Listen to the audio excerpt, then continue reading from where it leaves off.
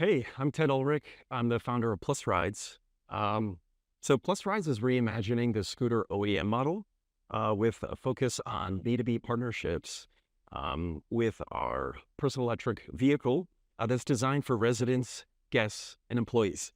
So since 2017, the scooter sharing launched in the US, and obviously the market has shifted a lot and moved more towards personal ownership, including microfleets.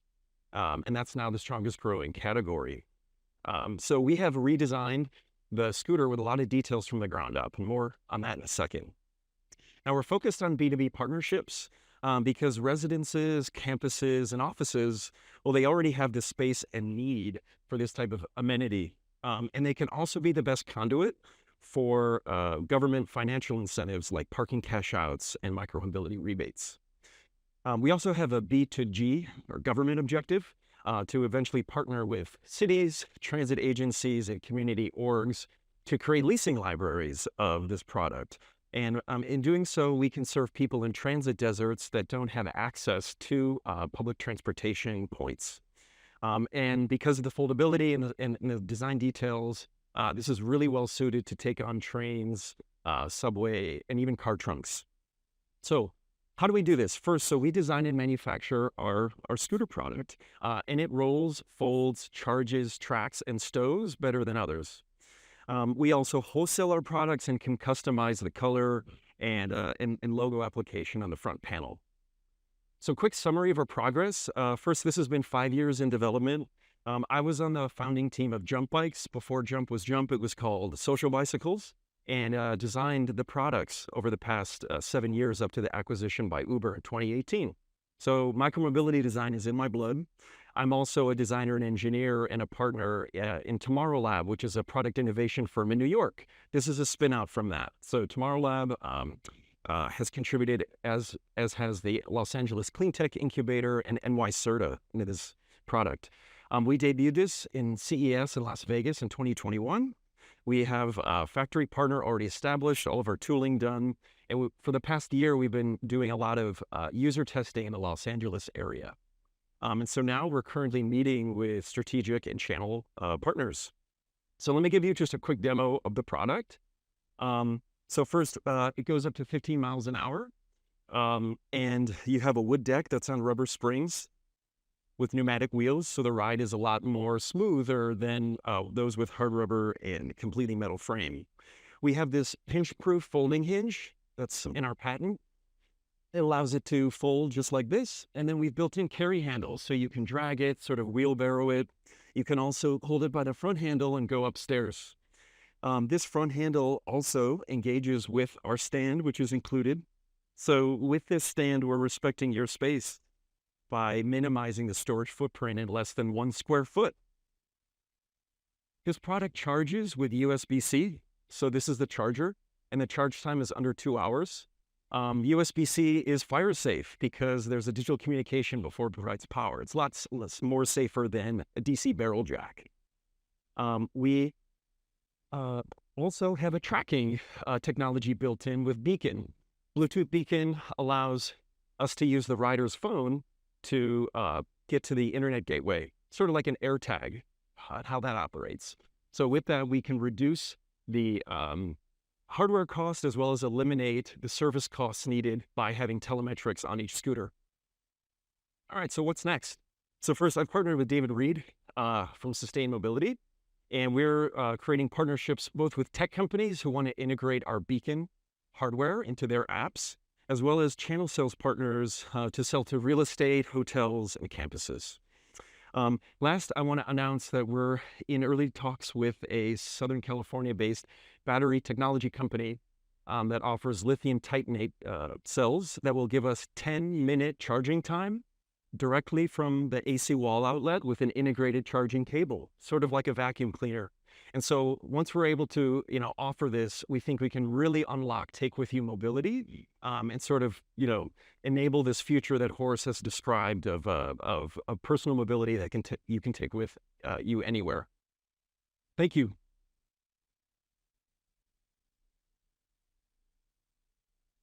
All right, so I'm just a little confused about the business model. Sure. What can I answer? Right. So who are you selling them to? Yeah, so we're the end customers are hotels, business campuses, um, as well as looking at creating partnerships with governments, create the leasing libraries, and cruise and rental facilities as well. All right. So first of all, I have to say, very, very innovative product. I mean, What was it? innovative product, Innovative. Thanks. very clever. I like one. Good. But why? oh, How, the biggest problem I have with all of the scooter companies is Mhm. how does the customer differentiate? So if you're selling direct to consumer, they Sure. sell me certain attributes. Perhaps I love this because it's 1 foot square footprint, perfect for my house. Right. But you're targeting more of a B2B or a B2B type sale. Correct. And so Yes. how does that buyer differentiate the product attributes from any other scooter that's out there? Yeah, well, two things. One, we're describing ourselves as a value-added OEM. My background is in design and engineering, and we want to keep it that way. So by partnering with businesses, we can continue to innovate by partnering business to business. You can't do that if you're doing D2C, right? There's too many voices to, pay attention to, too many design requests. But as I mentioned, we can customize the color and the branding. That's just the beginning. If you're a business like Hilton and you have an idea for an innovative feature, we can work together to enable that. Other OEMs can't really say they can, provide that, right? And then second, from the actual design standpoint, yeah, you touched on the minimal footprint, the fast charging. Also, our approach to the tracking with the beacon is really appropriate for groups who something about. It's not appropriate for random scooters on the street where you don't know who that individual is. But what's unique about or common about hotels, business campuses, and even residential buildings is you tend to know something about those groups, right? Maybe even their credit card. So you don't need to have that level of IoT tracking on each of the products. And this is what that's what we believe.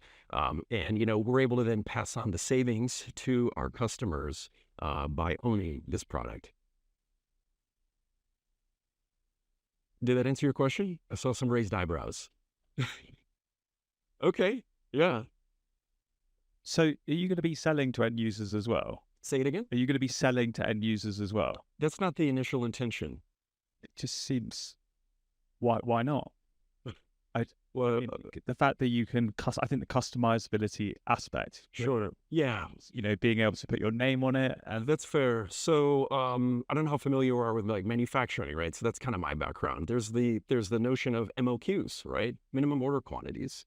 We can customize it on a wholesale basis, but to allow sort of mass customization for, onesie twosies of your color or your branding, that might be too hard for us to support right now at launch. Yeah, so we're more focused on that batch, the batch sales. I can't leave this. No, I mean, I think I'm going to make the same point as you, which is like clearly you have 3 potential customers in this judges panel. Yeah? Am I saying that right? So like, Great, great, great. or I think what we're saying to you and Kevin, yeah, is like maybe you should look at a market of direct to consumer because the way that you've designed this, and this is really not a question, it's just going to be a comment, but the way that you've designed it, it's sort of perfect for a lot of different customer types who might want this in their apartment or their home. I mean, it's foldable, it looks light, you already have the stand included, and it can just be plugged into a wall. So it's nice that it's customizable, but like I could put a few stickers on that and it wouldn't be as nice as the customizable work that you would do, but I think it would be very compelling as an individual user. And I talked with you before, so I'm now doing a sales job for you, but I think you said $650 or something was the price point. $650, yeah, including everything. So that's not a very high price point in the market. And, I want to point out the nuance of what you're talking about is really in the sales cycle. Obviously, scooters have always been in this odd scenario where the people who are purchasing it aren't necessarily the users, right? So the street-based systems are funded by one group and they're used by another. So, at the end of the day, especially in a residence, these may be in the individual rooms, but, ideally, in our view, it's financed by, Avalon, who's the building owners, right? They can also provide an amenity to their guests and solve problems, right? Like, I live in LA, and there's several hotels that are just crowded. Their front sidewalks are crowded with the shared scooters. That might be considered a nuisance to them, but yet they want to still, eliminate those, but have the same amenity provided to their guests. So I do think there are benefits on both sides, and time will tell if I got one more question. yeah. Okay, good. So is the customizability aspect the main barrier to not selling it to end users? The main barrier is, well, currently, funding is one, right? So we need to create inventory in order to, produce the initial batch. We have this sort of cash hurdle to get through. I think because you were saying about customizing it in vast quantities, I understand that. Yeah. In terms of a design perspective, that's very laborious. But you Right. could just have a different color. You could just have that, some blue, some pink. If that's the main reason, I think, you really should be considering selling this to end users. Okay, fair. Yeah. Ted, before we thank you for your presentation, which was great. I just also want to say I tried to point Joe Kraus from Lime towards you. He's interested in buying a foldable. Okay. So yeah, Right. in any case, let's do a little round of applause for Ted as well. We really grilled Ted. Ted, thank you for being a good sport. Excellent.